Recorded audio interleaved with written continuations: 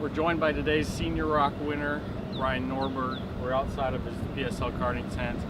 And Ryan, can you tell us about the opening laps in that senior final? I know Barnacourt was just defending like I've never seen before. He obviously had a disadvantaged kart. You guys were all trying to get by. Can you explain those 5 or 6 laps you had to try to get by? Well, yeah, Barnacourt, he went out in the pre-final with new tires on the right-hand side. Right. So he definitely didn't have the speed for the final when everybody else went out on new tires. But on the start, he got the jump and was able to pull a little bit of a lead. There's a little bit of contact between me and Garrison and Franzoni, so it kind of separated us. But he was not that quick, so we were able to close up really quick. And actually, going into 2, there's a constant problem where there's grass getting thrown on the track, and so he got caught up in that, and that's what reeled me back into him really quick, and the rest of the field into that to catch me. Oh yeah, and then from there it was just a constant battle of just going back and forth with the position. Barnacourt was able to hold the lead a lot at the time and stay out in front and defend really well, but I got to him, was able to move him out of the way a little bit. That created just enough of a gap that I could run it out to the end. I noticed your nose cone was a little smashed up there, but no penalties. No. It was all fair. So you got out in the lead quick enough where Barnacourt actually held up Garrison and then those other guys, so that helped you get the advantage there. The rest of that race, tell us about that, keeping your advantage over Garrison. Well, definitely Garrison was faster, and I knew in the beginning of the race when he was in front of me that he was definitely on a different setup and had a little more straightaway than I did. So I knew the places where I was stronger and where he was stronger. So when I passed Barnacourt, I didn't want to move him enough that Garrison can get by too. So he was able to hold him up a little bit. I knew coming back this way through the infield section, I had the advantage, and then through the straightaway, he could catch me. So I knew if he was able to run me down, I'd have to block the 2 front corners. But after that, if I could hold the lead and stay in front of him, I'd have it on the back half of the track. Did you guys make any changes overnight, or was this all just what? Oh, we've been fast. Better? No, we've been fast the entire week. We've just had very bad luck. In qualifying, we got held up on our fast laps, so we qualified outside pole. The heat race had trouble. Second heat race got in a crash. Third heat race, we were fast. We ran Austin down, but it was just too short a race. The pre-final, Barnacourt, like I said, had new tires on the one side, so we had an advantage on us. And then in the final, we finally were able to show our speed in the long run. What changed on the outside starting spot today? Seemed to be a little bit different than yesterday. Yeah, yesterday the inside there was a lot less contact, so they were able to run me out wide and kind of run me into the dirt. Today there was a little bit of contact on the inside. It kind of held Garrison up. He had a little bit of a slide, so I was able to keep my momentum up around the outside and stay towards the front, not losing any position. All right. Well, congratulations on the win. Thank you. All right, we're joined now by comp car driver Austin Garrison, finished 2nd today in Senior Rock.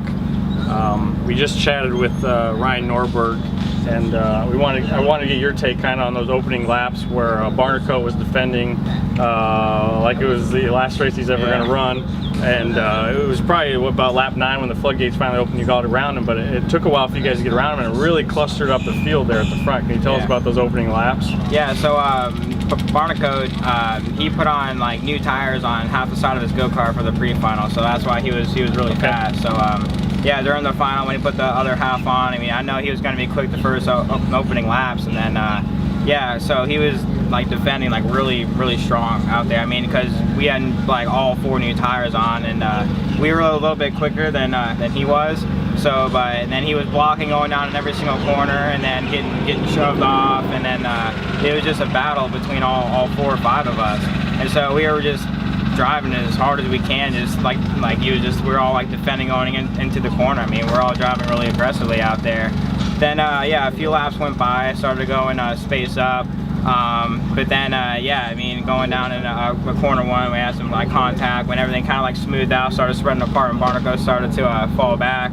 And I had some contact happening in corner 1, which gave Ryan a couple-second lead.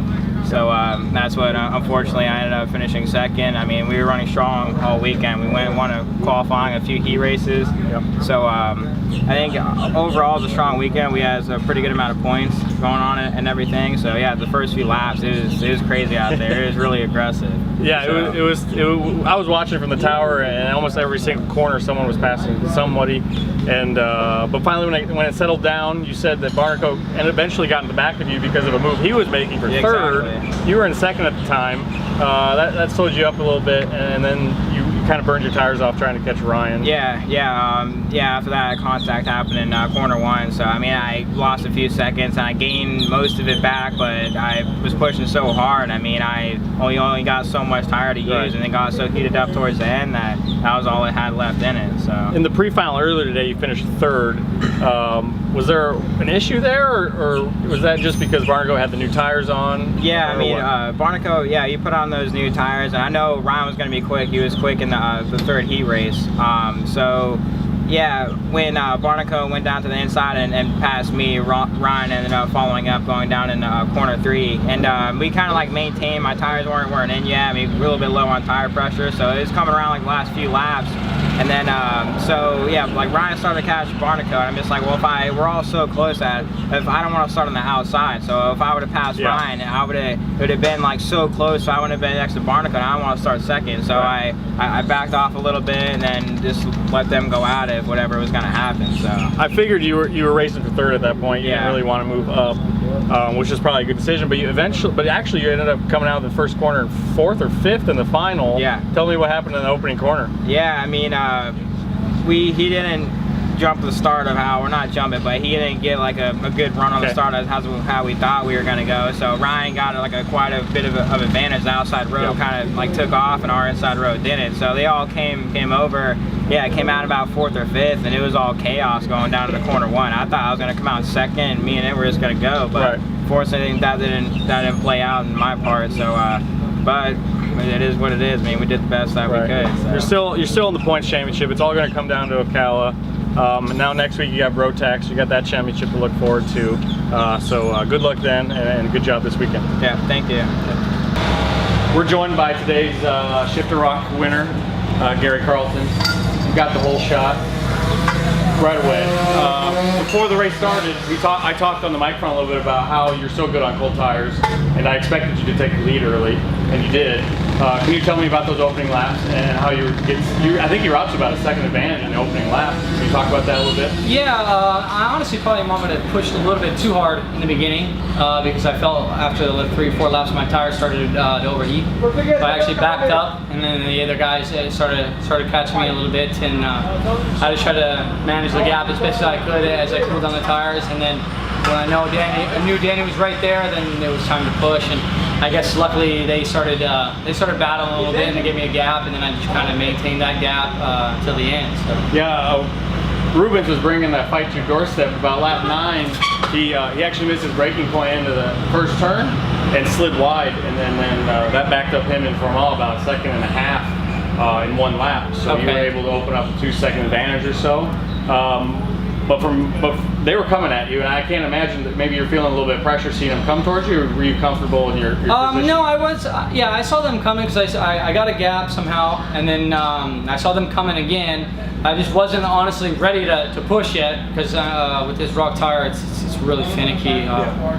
It's just, and on this track, it's really, if you can overheat it, you just lose all grip, and you're just like literally drifting around the corner. So I really actually had a lot of trouble with that all weekend. The beginning of the weekend, I was quite slow, and it's actually one of my, I guess, deficiencies is on loose tracks. I can't do it. I don't know why. I need a lot of grip in the track to be able to be fast, and I think Homestead was a little bit easier than it was here. But luckily, I got the start. Yeah, those guys started battling, and it gave me a gap. Did you change anything overnight, or were you comfortable with the way you were moving forward in the heats into the day? I changed as a really small stuff, honestly. I was pretty comfortable on the heats, but I wasn't completely comfortable. Honestly, I think if you look at my race pace, like my 1 lap speed, it's not very good. It wasn't even very good at Homestead. I think I'm just consistent, I guess. Yeah. Honestly, and luckily the race is not 1 lap, they're 22. I would attribute it to your opening laps. I mean, as long as I've been watching you race, 15 years, you've always had a good opening set of laps, even back on your Cosmic and CRG days.